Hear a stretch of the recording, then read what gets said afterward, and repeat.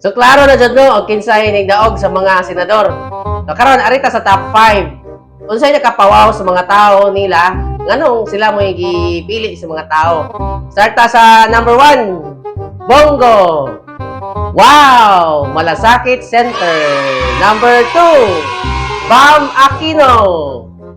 Wow, Free Tuition. Number 3. Ronald Bato de la Rosa. Wow, Anti-Drugs. Number 4, Erwin Tulfo. Wow, Tulfo. Number 5, Kiko Pangilinan. Wow. Unsa ba nakapawaw sa mga tao ani niya? Oh, number 5 ba ni siya? Wow. Kamo basig na mo nabala ang wow niya. Comment lang sa comment section.